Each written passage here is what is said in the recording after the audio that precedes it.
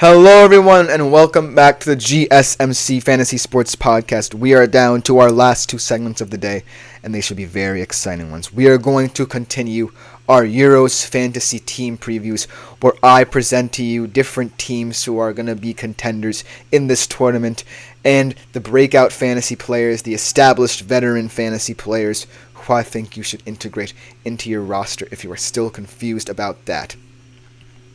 We are going to start off with a France squad that has been one of the best in Europe over the past couple of years. World Cup runners-up in 2022, World Cup champions in 2018, Euros finalists in 2016, so they have been there and done that for these past couple of years in major tournaments, so they are no stranger to being prepared to fight in these major tournaments, especially in the Euros, a tournament they haven't won in quite some time. So without further ado, let's jump right into it. So, as we all know, France are known as being a team that has so many versatile players from top to bottom that can play in many different positions. So if you're looking to have a hybrid level player at any given position, look to France to help you out in that regard. It might cost you a pretty penny due to the talent in the squad, but it is going to be mightily worth it. Now, let's start about the prettiest penny of all, the crown jewel of this golden generation of French football, the man at the top of the pyramid for France, Kylian Mbappé. Kylian Mbappé is going to set you back a huge amount of money, but deservedly so. One of the best players in the world. He is always going to be in the conversation in Euros for the Golden Boot and in the world the Ballon d'Or. He is one of the favorites to win the Golden Boot. I think that he will be a huge penalty taker. He's going to benefit from all these different hybrid players delivering him the ball in the box. So look for Kylian Mbappé to have one of the highest scoring outputs for any striker at this Euros.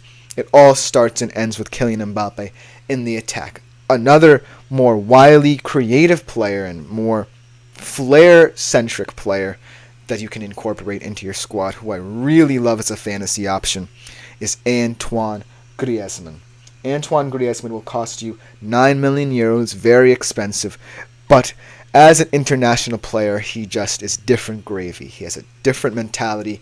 He fits so well into this France squad that has such depth in every position and experience, and he's just that creative engine that can cut inside, drop centrally, really create havoc for opposing midfields to figure out. And I think in this tournament he's going to be better than ever. I think that Antoine Griezmann, a lot of people are underestimating him a little bit in this tournament as he ages out of this, not necessarily out of this squad, but as he progresses in age, as he's one of the older players in this French squad. I still think he has a couple tournaments in him where he proved that he is one of the best international players right now. Now let's transition to the other two strikers, the more well-known, established strikers that you would call striker positions. Obviously, Kylian Mbappé, I wouldn't necessarily call an out-and-out striker. He is their number 9, quote-unquote. But the two guys that I'm really excited about in terms of French strikers is obviously Olivier Giroud, who has one of the most prolific French careers in terms of goal scoring, the top goal scorer internationally. He's still doing it at a high level. I don't necessarily think he'll score as many goals now that Kylian Mbappé is seen as their main striker, their main focal point in the attack. But Olivier Giroud is still a player who can bang in some goals for you and your Euros fantasy squad. And off the bench, Randall Colomouani is a very interesting option. Obviously, we might be singing a different tune about France as a dynasty had he put that goal past Emiliano Martinez in the World Cup final in 22. But Randall Colomouani, domestically, has been one of the better players, a very intriguing player, a lot of skill, pace, electricity he can add to that French attack. Very dangerous player. At 8 million for your budget, he is kind of expensive for a alternative option for France at the striker position, but I think he can be a very intriguing player, especially in the knockout rounds, as you want to use more players for your squad. Now, kind of moving back a little bit to the midfield, where the French have some of the best players in those positions in the entire world, in my honest opinion. Because of the fact that not only can they play in the midfield, they can play at wing back, center back even. We've seen them do it countless times before. It is that dynamic duo. Obviously, Aurelien Tchouameni is doubtful for this tournament, but I think he might be able to play in latter rounds. We'll have to see with him, but Eduardo Camavinga is the player to watch for this French midfield because he can invert, he can be a wing back, he can drive up the pitch. He's just so versatile. He's a wild card, in my opinion, a sleeper pick to fit either in your midfield or your defense if you want a guy who gets a lot of ball recoveries, whips in a lot of crosses, maybe takes a couple corners. He's just so integral to how France plays. He is just a mysterious, enigmatic player sitting in the base of their midfield or out wide. So look for Eduardo Camavinga to have a fantastic tournament. Obviously not a goal scorer, but if you want a guy who can get ball recoveries, interceptions, whip a cross in for assists, takes corners, he might be your man. And let's go all the way back to defense, where if you want a good wing back for your team, Theo Hernandez is as good as any. One of the best attacking left backs in world football.